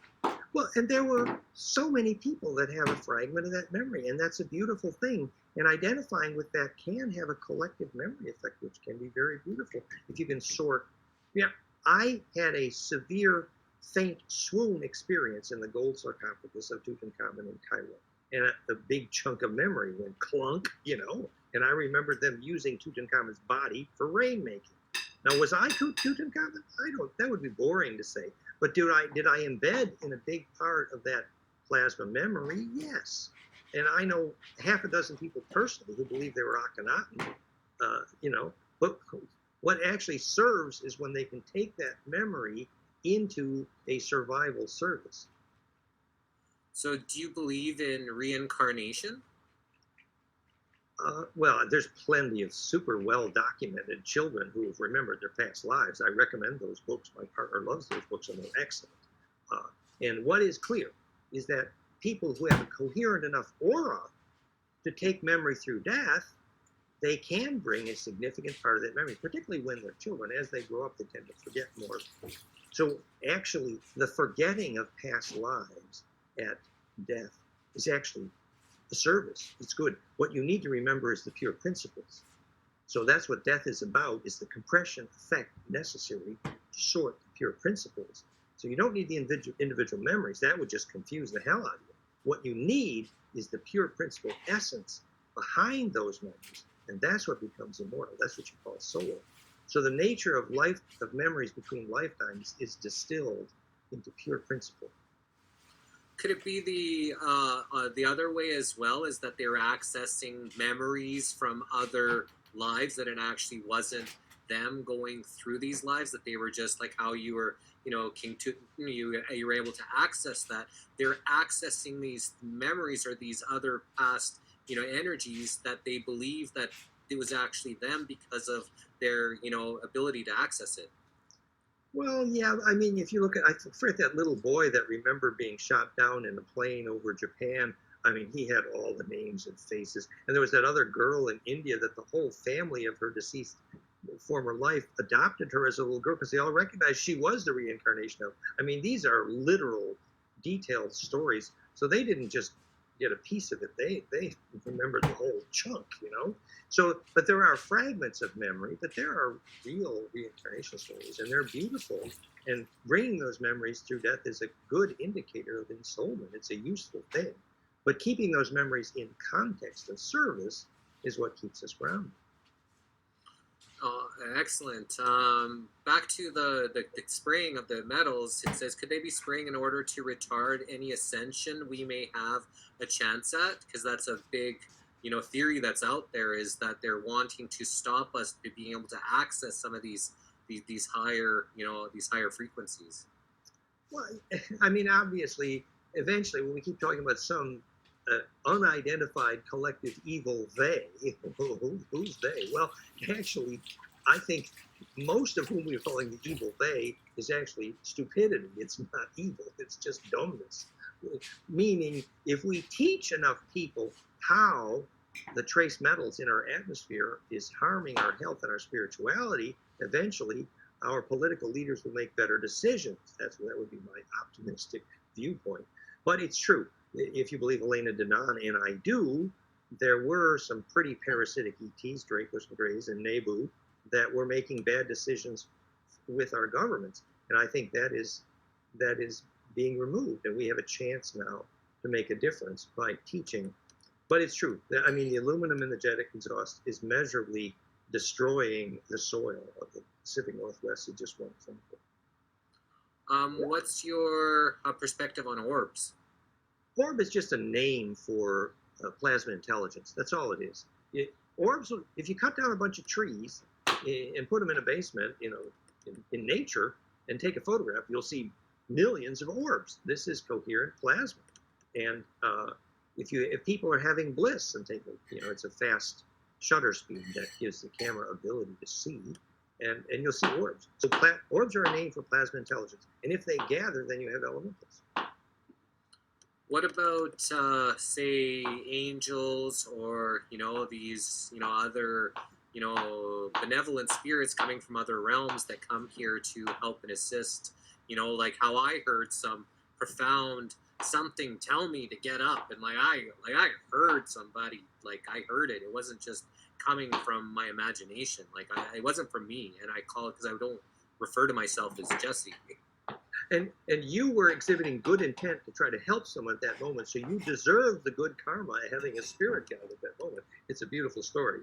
But the question about angels, we have been describing the physics of angelic communication for 20 to 30 years. goldenmean.info/Ophanim, Ophanim. And the Ophanim Enochian alphabet is the same plasma donut hypercube, which is how they made the movie Stargate. And that's how angels' interstellar plasma intelligence assembles their bodies, is hypercube implosion physics. And that's obviously why their alphabet is pure plasma symmetry. And interstellar plasma intelligence is a good introduction, not just a Enochian, to the stories about the Nine, etc. So there are clearly very advanced interstellar plasma intelligences. Now, whether John Dee and Kelly communicating with Ophanim, was always the good guys, that's a complicated question. They had astral hygiene problems too, as do we all. So, communicating with angelic forces and doing so in such a way with discipline, so you're not calling, bad astral hygiene. It requires an evolution of consciousness, and it's best done in a context of a tradition that's centuries old, which, Dee and Kelly used a obsidian mirror from the Aztecs, and there are criticisms of his astral hygiene, realistically. Whereas if you use a phase conjugate mirror for ancestor phone calls inside your body instead of outside, Nostradamus used a phase conjugate mirror outside his body, and John Dee used a phase out for ancestor phone calls, because the place in the phase conjugate mirror you call ancestors is where longitudinal interferometry is possible. That's why it's ancestor radio, what the Olmecs used the obsidian mirror for. So there's many astral hygiene issues. But it remains true that we must communicate with advanced plasma intelligences to survive as a species, which is why the Ophanim story is instructive. So praying is good, meditating is good, connecting, asking, because I set my alarm to 11:11 twice a day, and I just stop what I'm doing. I say a little prayer, thank you, forgiveness, every day at 11:11, twice a day. I actually just, even when I'm driving, it doesn't matter almost what I'm doing, I will just give a little bit of time every day to connect. That's great. Any kind of rhythm and discipline that way sets up a long way. And doing your bliss ritual at a fixed time and place, actually the place should be as close as you can find to where there's charged compression, sacred site, defined sacred site, what Cassandra called the place of power. And the timing, sunrise and sunset, are very good, because that perpendicularity sets up longitudinal interferometry, the physics of Agnihotra, for example.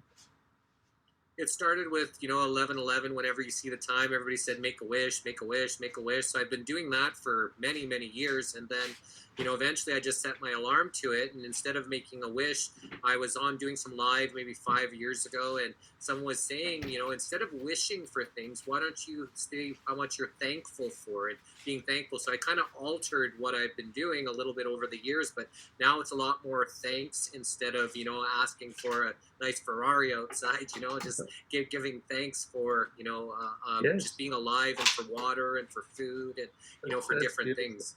That's beautiful. And that's the way the ancestors would do it. That's the way the Iroquois would do it. They call the Great Spirit, It's realizing that you're embedded in a great collective plasma intelligence.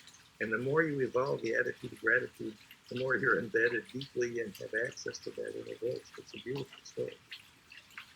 Here's a question from Robert. Could someone be incarnated avatar of a being like Commander Ashtar? I know a couple of guys who are that, who I really resonate with. Much of the Ashtar story, sadly, we think was a bit parasitic, actually. If you, again, believe Elena Denon, I think she's probably right.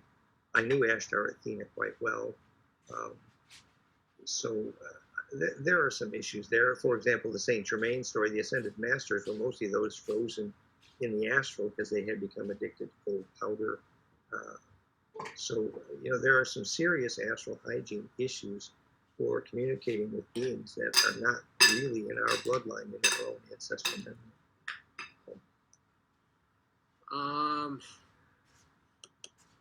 But here we go.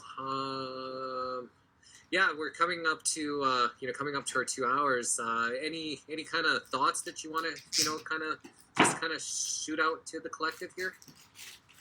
Well, I appreciate that people ask me questions about the physics of consciousness. And we're making a new film series, which we're just releasing on, it's called Dan Winter's Grail Quest for the Real Physics of Consciousness. And I enjoy playing that role and sharing. It's fun. It's wonderful. I'm happy to share. But I do emphasize that people ultimately, listening to me for answers may be fun for a while, but what's actually fun is the moment when you can find that still point inside, and it is quite literally a still point where charge implodes and you have that little feeling of presence. And then that inner voice becomes your own. And that's your communication, and that's your phone call to God, and then you have that presence. That's what the Aboriginals were doing when they were sitting still on the song lines and communicating with ancestors across the continent. They were effectively lucid dreaming. And turning on that mechanism inside yourself is really what this is all about. I mean, it's fun. If you want to teach physics of consciousness like me, well, that's fun. But the real practice is to find your own bliss practice, your own yoga, your own hygiene, your own breath practice to access that inner voice, that inner bliss from within. And until you have that source of bliss, you don't really have your own source of charge. But when you do, then you're literally self-steering. And that's the only real definition of freedom. Here's a question from Patricia. How do you feel about Stephen Greer's CE5 project?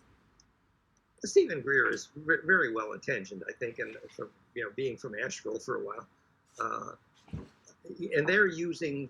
I haven't studied in detail, but I believe they're using a collective prayer, collective intent, basically to call extraterrestrials, which is not a bad thing.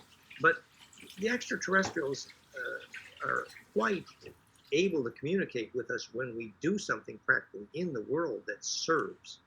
And so it's important to remember it's not so much about calling ETs to help right now. It's about teaching our kids how to do the hygiene to maintain their aura. And so that's just. What about Joe Dispenza? What's your thoughts on his work? My friends love Joe Dispenza, and Valerie loves Joe Dispenza. And one thing they say about him is that he's really teaching Kundalini, but not using the word. But it's true, he's teaching bliss process, I think, and I think he's doing quite a good job.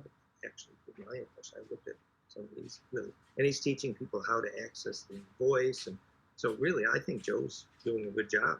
Actually, that's my thought. Have you heard of Anita Moorjani and her story? I don't think so.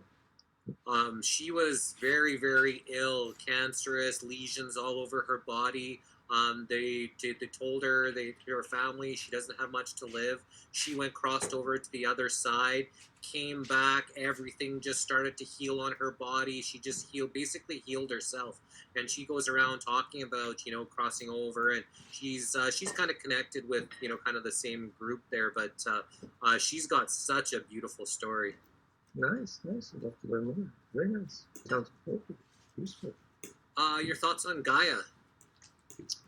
The show Gaia, not the. Gaia TV. Yeah, Gaia TV. Well, yeah, Jirka Raisevi flew to Asheville to invite me to set up the media lab that became Gaia TV, actually. And Jay Widener helped me with a lot of the early animations I did with them. And Jirka then was funding Drinvalo. And when I spoke to his International Flower of Life facilitators, I got invitations to speak around the planet, and I did world tours for 10 years or something.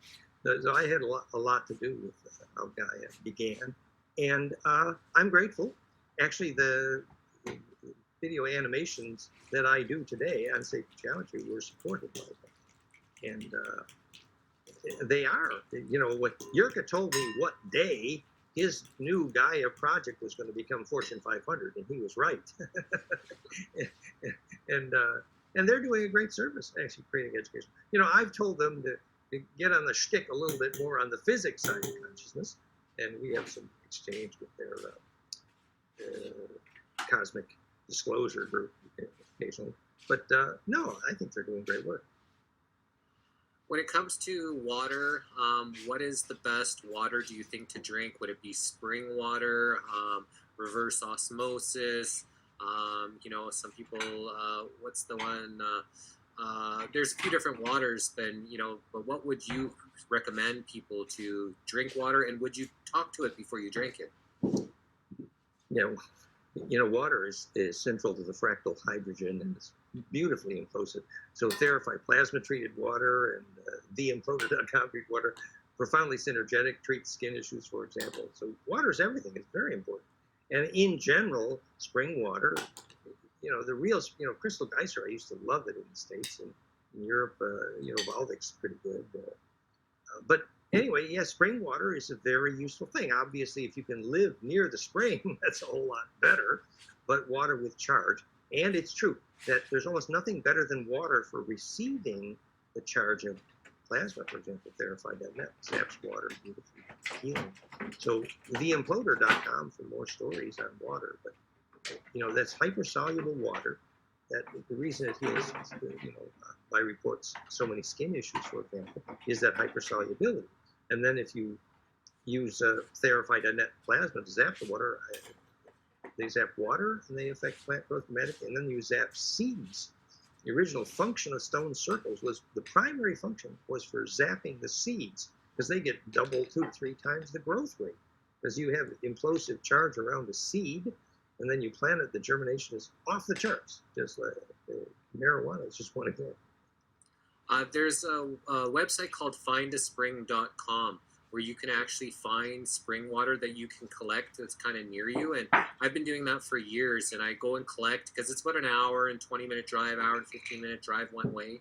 So I collect 200, 250 liters of water, and I keep them in these, plastic containers, that come from those green Costco ones, those, and does it stay like, because I'm trying to make it, does it stay like still healthy?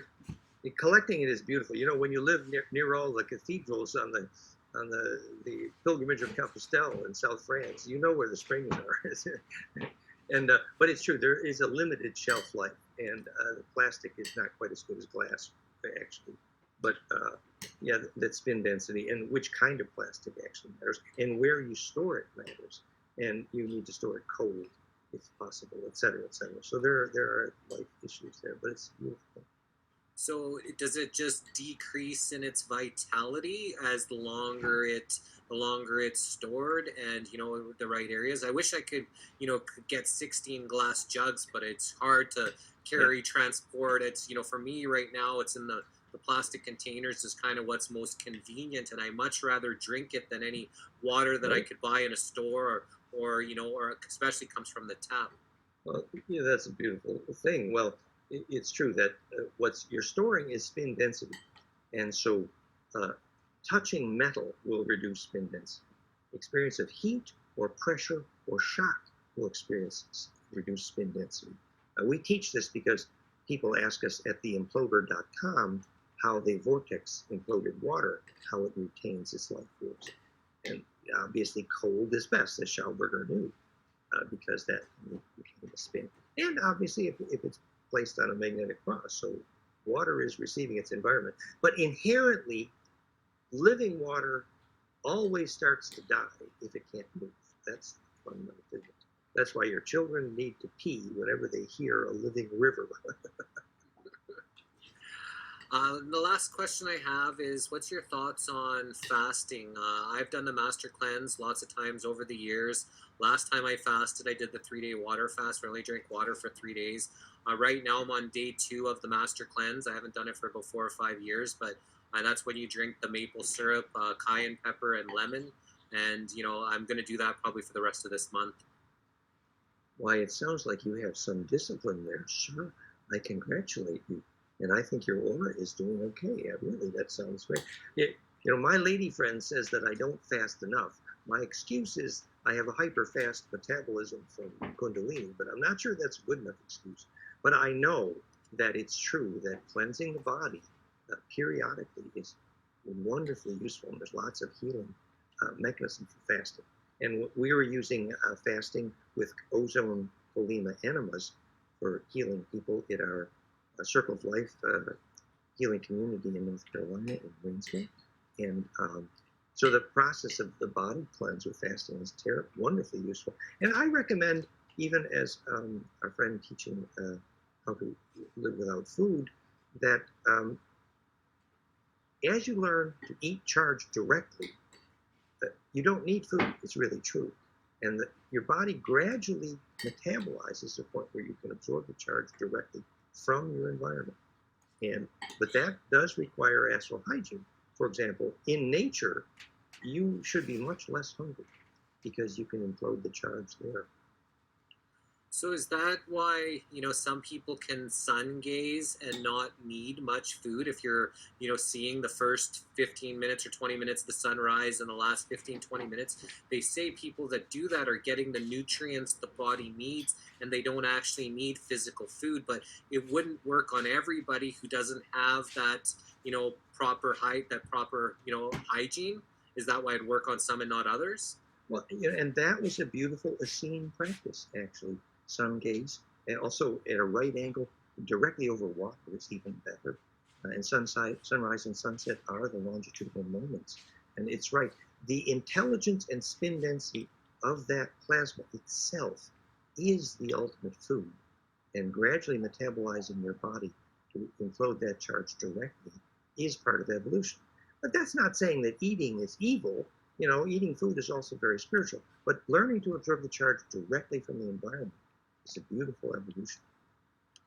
Well, it's hard to say that eating's not, but that's not bad when they put so much chemicals and toxins and pesticides and fertilizers and That's right. Things that are going right now. It's hard to even find really clean organic food, and then as well as what they're spraying, you said, all the aluminum in the soils and things. So even the organic stuff, unless you've got it covered and unless you're using spring water that hasn't been kind of perverted by their chlorines and all these things, we're not really. You need your own garden. Exactly. Right. So we're not really eating how we used to eat, and Exactly. hence why some of the problems that we have. Well, thank you so much for spending this time with us. You're a brilliant man. I've really enjoyed being able to pick your brain a little bit here, and we hopefully maybe in the future you'd be able to come on and share some of this intelligence with us again. Well, I think you're doing some good work yourself. I enjoyed meeting you. I think your questions were wonderful, and I'm sure your group is wonderful. I'm pleased to share. So stay in touch. You can reach me info@fractalfield.com, folks, and let's serve the collective. Thank you for being there, Jesse. You have a good aura yourself. Thank you so much. And if you want to just explain your two websites again, and just a little bit, last little promo about you, so people can know how to connect with you and what they can see on those websites. Well, fractalfield.com is our, my book, for example, is there, fractalfield.com/online book. So it's the basic instructional website related to the original golden info.